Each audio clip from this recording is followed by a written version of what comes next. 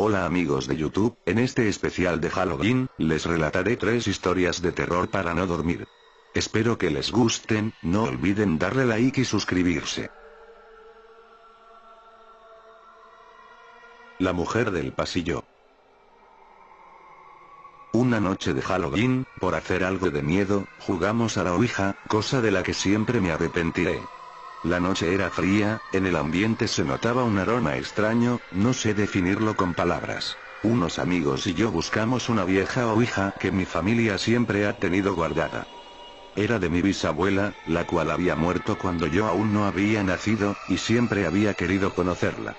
Mis amigos hacían eso por diversión, yo por un fin, puesto que quería hablar con mi bisabuela. La sesión comenzó, entre risas mis amigos bromeaban, yo estaba muy serio, concentrado, pero ellos no lo notaron, hasta que cayó un rayo que iluminó toda la habitación oscura, seguido de un trueno, que estremeció hasta el último de mis huesos. Asustados por el rayo, mis amigos, se quedaron en silencio, como yo, concentrándose, de repente, el puntero de la Ouija comenzó a moverse. Preguntamos al unísono, quién era, pero no respondió. El puntero se movía sin cesar de un lado para otro, sin formar palabras. Al final paró, y lentamente, formó las siguientes palabras. Estoy yendo a por vosotros. Era una mujer, que estaba en el pasillo y gritaba por entrar a mi habitación.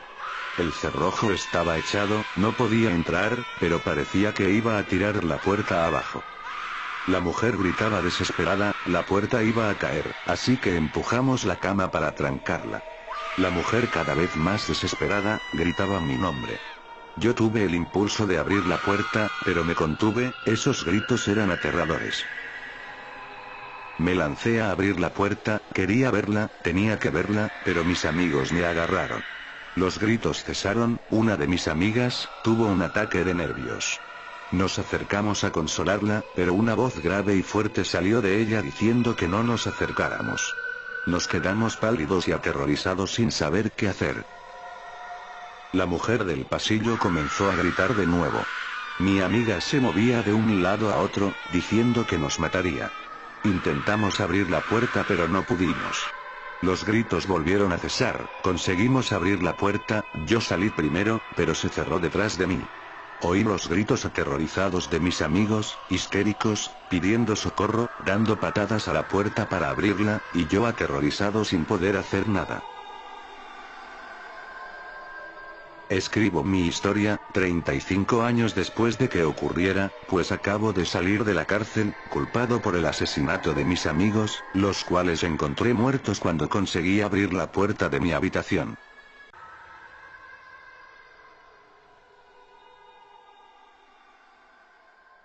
La chica de la curva. Pasaban 15 minutos de las 9 de la noche cuando Juan decidió irse. Llevaba varias horas delante de la pantalla del ordenador, sin apenas pestañear y pensó que ya era hora de marchar a casa. Fuera, en la calle, ya había anochecido hacía un buen rato. El viento soplaba con una fuerza inusitada, como antesala de una tormenta que estaba a punto de llegar. Cerró la oficina y salió del lugar camino a casa. El frío arreciaba y empezaba a lloviznar. Con paso rápido entró a su vehículo Renault que pese a los años, se encontraba en bastante buen estado. Abrió la puerta y con rapidez se introdujo en su interior. Giró la rueda de la calefacción al tope, y se dispuso a iniciar la marcha hacia su hogar. La tormenta se fue volviendo cada vez más virulenta a medida que se alejaba de la oficina. Aún le quedaban unos 50 kilómetros hasta llegar a su casa, situada en las afueras de una pequeña ciudad dormitorio. Decidió encender la radio para hacer el trayecto más apacible. Sin embargo, la grave voz del locutor de ese programa de misterio que tanto le perturbaba, inundó el oscuro interior del vehículo. No le gustaba nada regresar a casa por este camino, menos cuando hacía una noche tan desapacible como esta, ya que el camino no se encontraba en buen estado y apenas había iluminación. De hecho, se había producido en ella varios accidentes en los últimos años. Esto también había dado lugar a habladurías de la gente, que afirmaba que en una curva se aparecía una mujer joven vestida de blanco y con aspecto desaliñado. Juan no era una persona que diera mucho crédito a este tipo de historias.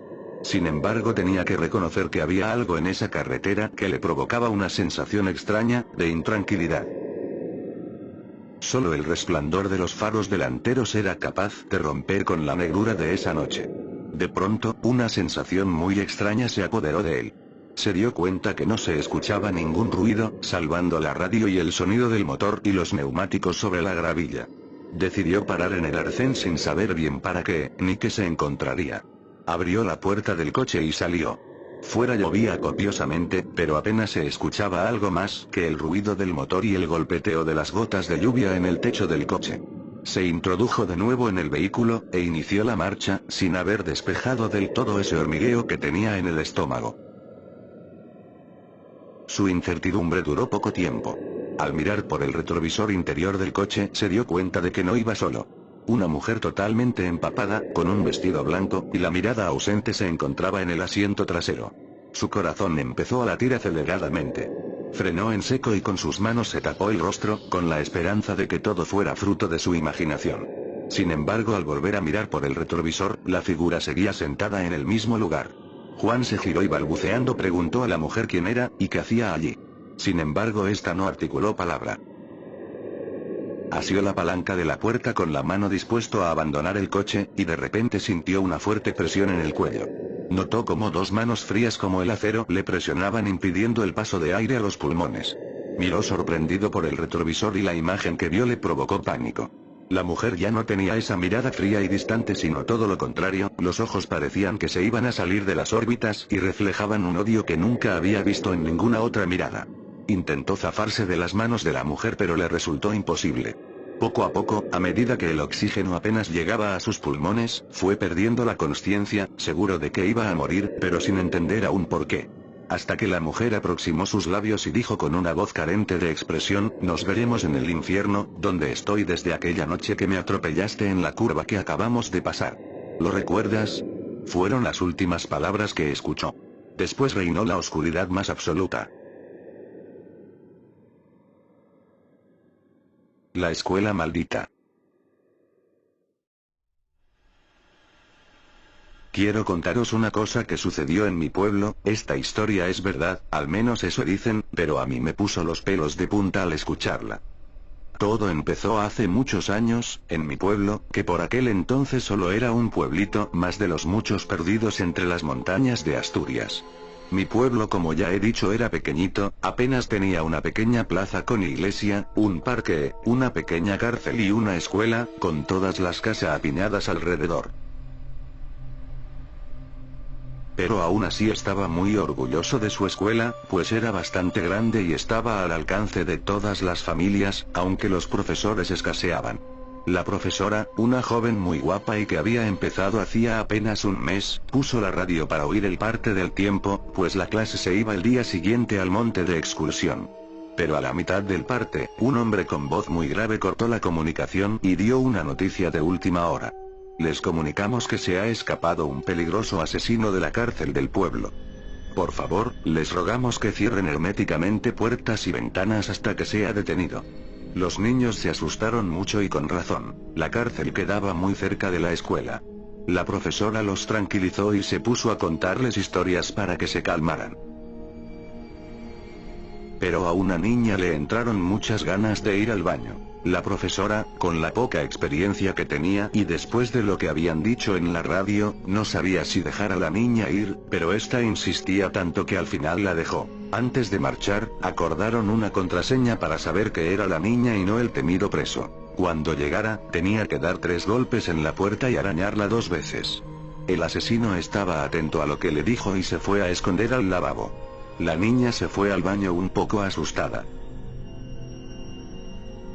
Cuando el preso vio acercarse a la niña, la agarró y la torturó sin piedad y luego le cortó la cabeza. La profesora estaba ya preocupada, habían pasado 30 minutos y la niña aún no había vuelto. Pero de pronto, en la puerta se escucharon 3 golpes y 2 arañazos. Es ella, pensó la joven.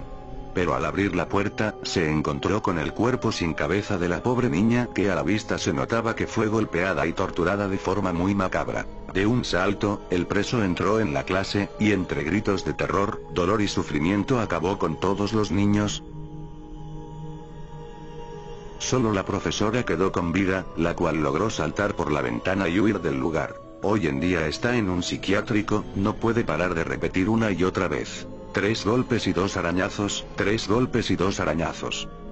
La escuela estuvo a punto de ser derrumbada, pues solo traía malos recuerdos. Pero al final la dejaron como psiquiátrico. Dicen que si entras, en el baño podrás ver la cabeza de la niña, que te mira fijamente con ojos llenos de terror, y en la sala de clases, chorrean gotas de sangre por las paredes.